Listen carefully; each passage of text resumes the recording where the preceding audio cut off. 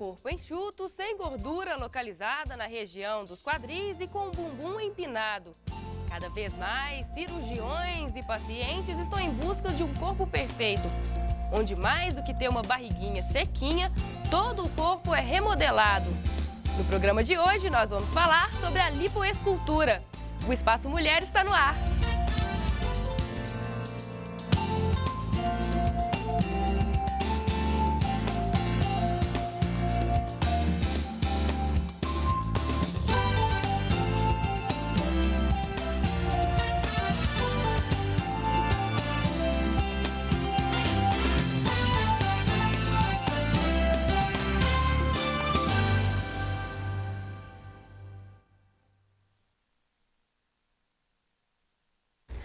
Olá, muito boa noite! Você já sonhou em ter um corpo perfeito?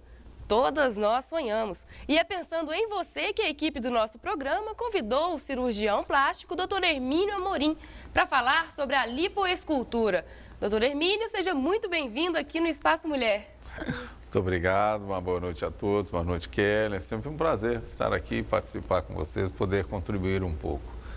E você já sabe como participar. É só ligar no 3829-1605 e mandar para a gente todas as suas dúvidas, todas as suas perguntas. Doutor Hermínio, lipoescultura e a lipoaspiração mesmo. Que relação tem uma com a outra? Quais são as diferenças? Na verdade, não existe diferença. Hoje em dia existem vários termos, né? Lipoescultura, lipoaspiração, lipolite, lipo com anestesia local, mas isso é muito importante, inclusive, que as pessoas, né, o leigo, entendam que é uma lipoaspiração. É uma técnica cirúrgica, vai sugar a gordura. Por que eu estou realçando isso? Porque existe a necessidade de uma avaliação cirúrgica, de que seja feita com todos os critérios necessários. É um método cirúrgico como qualquer outro, É um método cirúrgico como qualquer outro. Não existe essa coisa de que, não, é só com anestesiazinha local, vai tirar. Não, é uma lipo, correto? E aí tem a anestesia? Sim, é com anestesia. Hoje, realmente, a lipoaspiração ou lipoescultura, na verdade, a lipoaspiração, se a gente for entender a essência da palavra, é sugar naquele local, tirar a gordura aspirando. A lipoescultura, criou-se esse nome, que eu acho que é até mais fácil de entender, porque realmente a gente pode tirar um pouquinho aqui, um pouquinho ali, fazer um enxerto de gordura, transferir a gordura de um local onde haja uma depressão. Então, teoricamente, a gente estaria fazendo realmente uma escultura ali, né? Consiste em lipoescultura, porque retira de um lugar, coloca e pode ser transferida para outro. Remodelando o corpo. Remodelando o corpo, é lógico, com as suas limitações, não é um passe de mágica, mas realmente a gente consegue fazer uma boa modelagem, sim. Claro. Agora, doutor Hermínio, essa gordura que é retirada daquela região da barriga e de repente colocada no bumbum para ter um bumbum mais empinadinho, essa gordura ela passa por algum tratamento ou não? Já tira no mesmo dia e já faz aquele, digamos, um enxerto? Sim, realmente ele é feito imediato. Já houve épocas em que nós estocávamos, guardávamos, mas hoje, com as pesquisas, está comprovado que isso não dá bons resultados. O enxerto tem que ser assim, imediato ou naquele mesmo tempo cirúrgico, né? Tem algumas horas. Mas a gordura sofre um tratamento. Normalmente ela é decantada, ela é misturada um pouco com o soro para retirar, às vezes, uma pequena quantidade de sangue, vestígios de sangue. Hoje, o que existe de mais moderno é a associação do PRP, que é o plasma rico em plaquetas e em fatores de crescimento, que inclusive a gente já utiliza aqui em Lavras. Isso é uma tecnologia de primeiro mundo e que é retirado do sangue do próprio paciente, é feito um tratamento nesse produto e associado com essa gordura e é feito o enxerto. Com isso, a gente realmente consegue muito melhores resultados e realmente até a médio e longo prazo. Antigamente tinha-se aquela coisa de que um enxerto principalmente no bumbum, que o enxerto Claro. do bumbum absorve, não fica. Aham. Isso não é a nossa realidade mais. Hoje o enxerto de bumbum, de nádegas, ele tem um bom resultado e se mantém por um bom tempo. Cara, a gente tem um caso recente agora, até da Ana Maria Braga, que ela colocou um enxerto no lábio, né? Sim, hoje em dia nós já fazemos um enxerto na face para rejuvenescimento facial, porque esse PRP, esse plasma, ele tem, as gorduras têm células tronco, e essas células tronco, elas fazem o rejuvenescimento, não só o preenchimento, mas como o rejuvenescimento facial. Ele estimula colágeno, elastina, ajuda a firmar a pele. Tem um efeito certo? semelhante ao do Botox, de imediato? Não, a toxina botulínica, ela é aplicada na musculatura para diminuir a movimentação. A gordura, ela já tem um efeito de preenchimento. Ela é Seria indicado, de repente, para sinais ou rugas que já estão com marcas mais profundas. profundas, onde às vezes o rosto, ou as depressões mesmo, ou subir a própria maçãzinha do rosto para dar um aspecto, uma simetria, né, na face. E sem contar que essa técnica agora do PRP, nós estamos fazendo um rejuvenescimento facial. Vai melhorar essa pele. Então não é só o preenchimento. Isso foi um avanço, está sendo um avanço muito importante e nós temos conseguido resultados assim muito melhores. Claro. No programa de hoje, nós estamos falando sobre a lipoescultura. Eu estou conversando aqui com o Dr. Hermínio e você pode participar. Ligue 3829-1605. Aproveite essa oportunidade. A gente falando de remodelar corpo aqui, acabou que a gente chegou no rosto, mas é claro que o rosto também merece toda a atenção e é uma técnica utilizada também para o rosto, né? Sim, A escultura, o remodelamento não é só do corpo em si, mas do corpo como um todo. Sim, né? sem dúvida Inclusive alguma. o rosto. E esse enxerto pode ser feito em qualquer parte no rosto, porque nós estávamos comentando, né, das depressões e do rejuvenescimento, mas é muito comum depressões, às vezes, ou de traumas, ou de aplicações de injeções de antigamente, que às vezes causavam algumas depressões na nádega ou nos membros, né? Isso pode ser remodelado com a gordura. Agora, doutora Hermínia, é importante a gente frisar que é preciso ter um certo cuidado. A lipoaspiração, ela não é para qualquer paciente, né? Ela não tem um efeito, digamos, emagrecedor. É para quem já emagreceu e quer tirar uma gordurinha ali, não vai corrigir tudo também, De jeito né? algum. Isso foi excelente a sua colocação. A lipoaspiração é uma técnica de modelagem para melhorar o contorno. Emagrecimento, em hipótese alguma, existe hoje, pelo protocolo da Sociedade Brasileira de Cirurgia Plástica, que existe um limite. Ele está em torno de 4 a 5% no máximo do peso corporal e limitado em torno de, no máximo, 6 litros de gordura aspirada. Normalmente a gente mantém, por questões de segurança, em torno de 3 a 4% do peso corporal e não devemos exceder 4 litros de gordura, que já é um volume realmente bastante satisfatório. Além disso aí, é lógico, evidente, nós vamos pedir ao paciente que emagreça e prepará-lo para a cirurgia. Isso também é muito importante. Falando em preparar para a cirurgia, já vou entrar no gancho da pergunta da Lilian. E ela quer saber quais os cuidados o paciente deve ter antes de se submeter a este procedimento. Importante a gente falar, doutor Hermínio, o seguinte, que tem muita questão da flacidez, de ter muito cuidado, pessoas que já estão com a barriguinha mais flácida ali, de pensar 1, 2, 3, 4 vezes, né? Sim. Porque a questão da flacidez, ela pode piorar com a lipoaspiração. Sem dúvida alguma. O tratamento da lipo é justamente para a gordura. Se houver um excesso de pele ou uma pele com muita flacidez, uma pele que está já pendente, deslocando, o que acontece? Se você tirar a gordura, aí vai ter uma flacidez maior. Então, realmente, há necessidade de passar por uma avaliação, porque a gente tocando a pele e pela experiência da gente, evidentemente, a gente sabe se é viável ou não aquela indicação da cirurgia de aspiração ou se seria uma plástica ou algum tratamento anterior para preparar para a cirurgia. Isso também é muito importante. Isso hoje existem várias técnicas, várias situações que a gente prepara o paciente. Certo, agora respondendo aqui a pergunta da Lilian, ela pergunta, na verdade, sobre os cuidados que o paciente deve ter. Algum cuidado especial? De repente, exercício físico, um período maior de exercício físico até a época da lipoaspiração?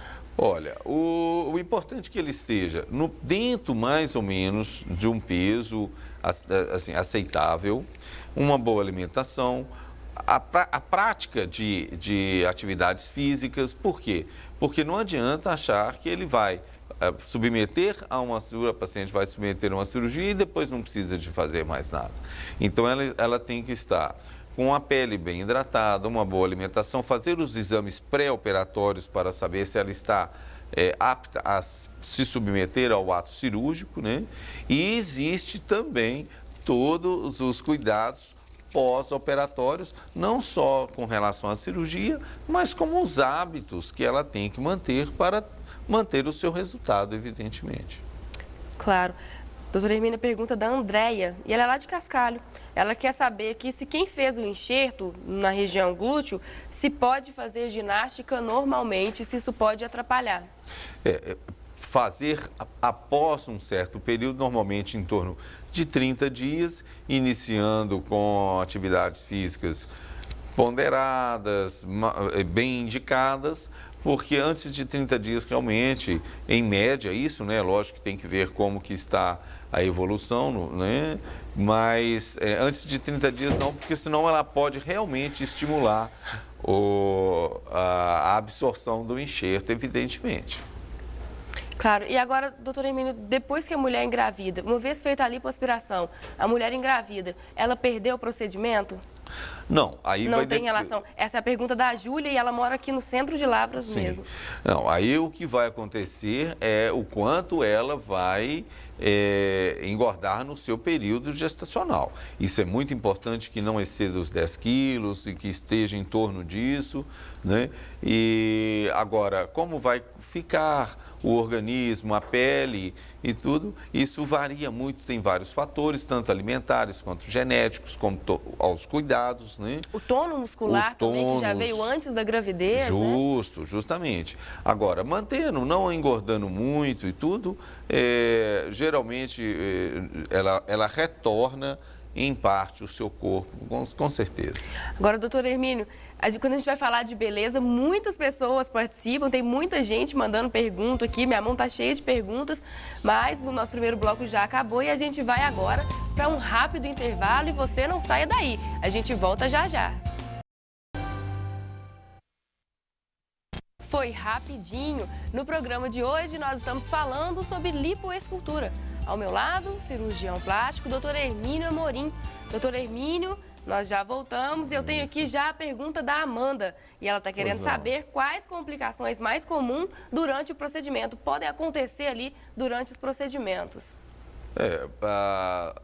O que poderia ter um mal-estar, às vezes uma reação à sedação, à anestesia. Normalmente a lipoescultura é realizada com um bloqueio de peridural, mais uma sedação, e isso no momento do ato cirúrgico. Hoje em dia, fazendo-se o pré-operatório, o risco cirúrgico, estando dentro das recomendações, um risco de morte, um risco de uma complicação mais grave é realmente muito baixo, é quase mesmo relacionado à idade do paciente, o mesmo risco que nós temos de sair aqui e ter um mal-estar.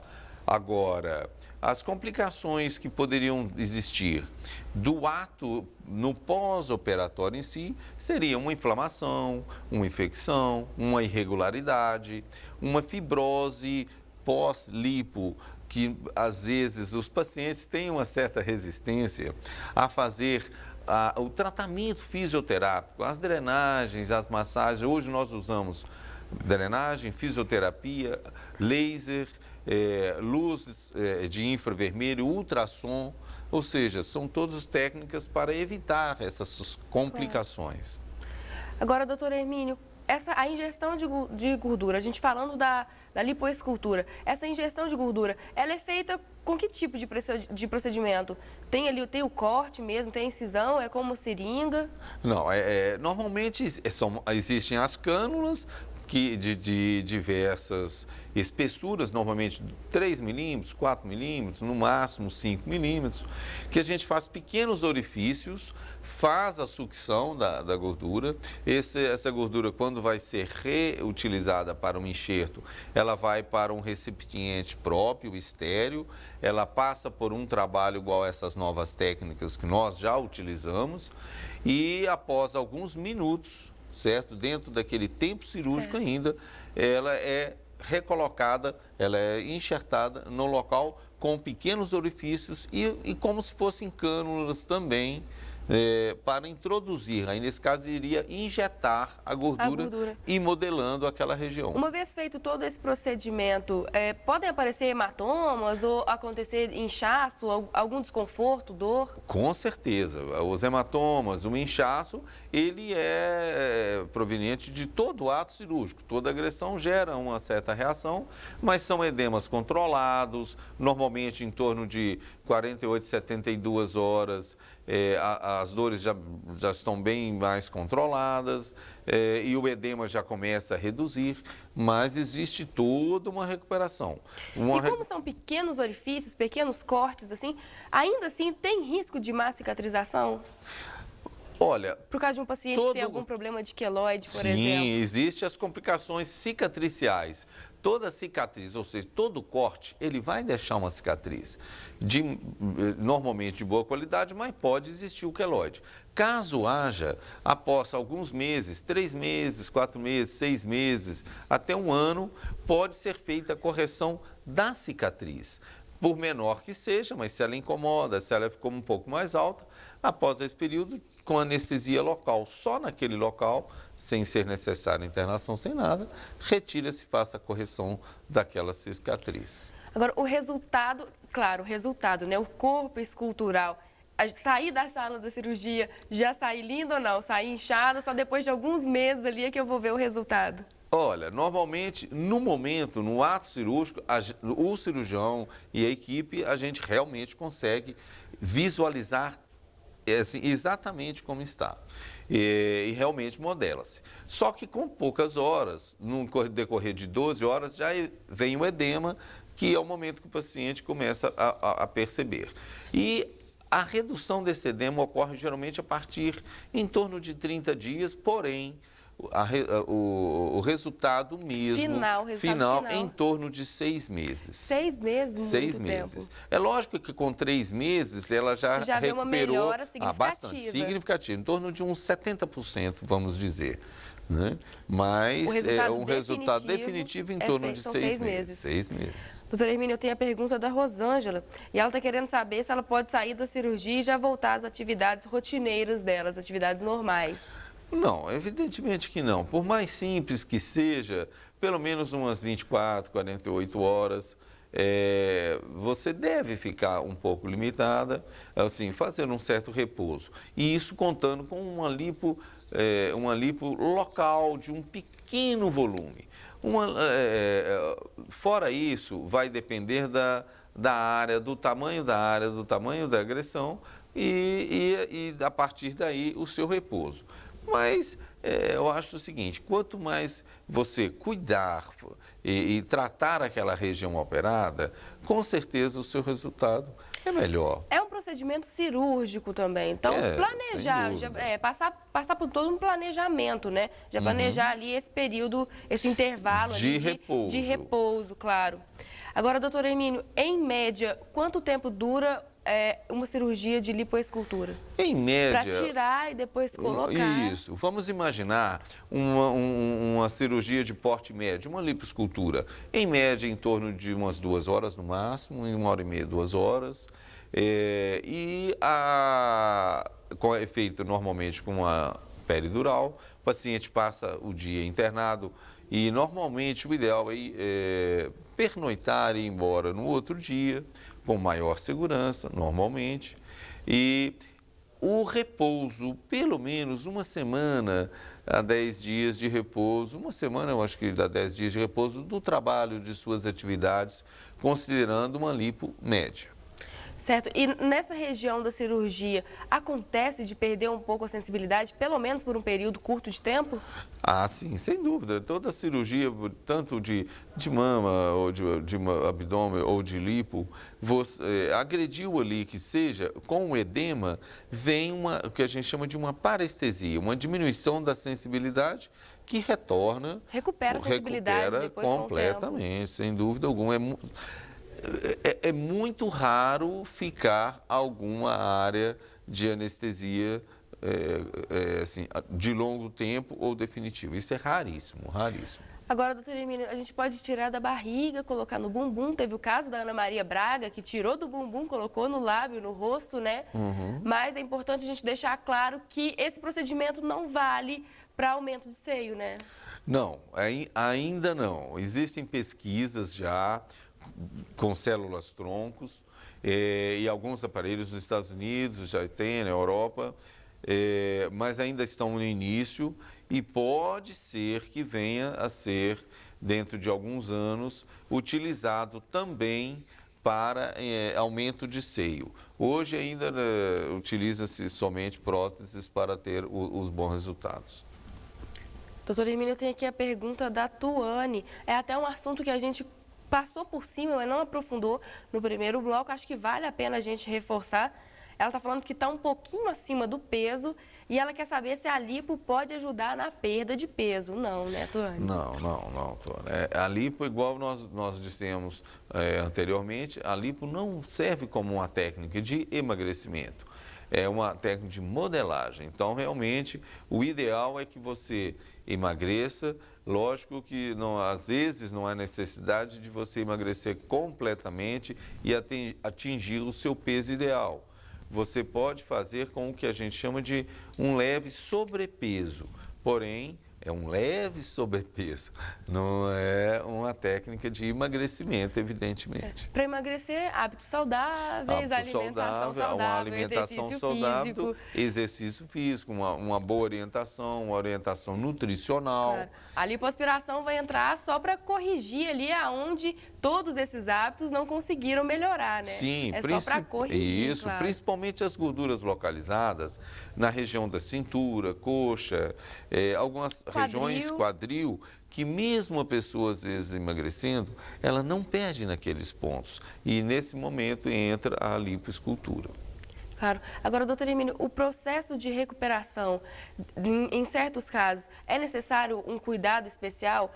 Por exemplo, essa parte molinha do braço aqui, do antebraço, na verdade, aí já precisa de um cuidado maior, né? Sim, existe a necessidade das massagens. Hoje a gente usa o infravermelho, tem técnicas de peelings, né?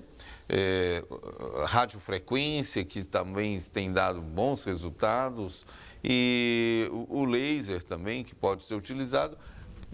Isso são técnicas para quê? Para melhorar a elasticidade da pele e firmar aquela região. Por isso existe a limitação, principalmente dos membros superiores e inferiores, da quantidade que pode ser retirada. Isso varia realmente, né, de paciente para paciente. É preciso uma análise clínica mesmo, né? Uma análise clínica conforme o tipo de pele, a genética daquela pessoa, a herança familiar ali realmente, para que a gente possa tirar um pouco mais ou menos e atingir o objetivo. Claro, agora, doutora Hermínia, a gente falando dos membros superiores, da região de quadril aqui, em quais são os locais em que que pode acontecer, que pode haver essa incisão, que a gente pode fazer a lipoaspiração? Quais locais? Olha, aonde existir gordura, você pode fazer. Você pode fazer na papadinha, pode fazer no rosto, pode fazer no tronco, nos braços.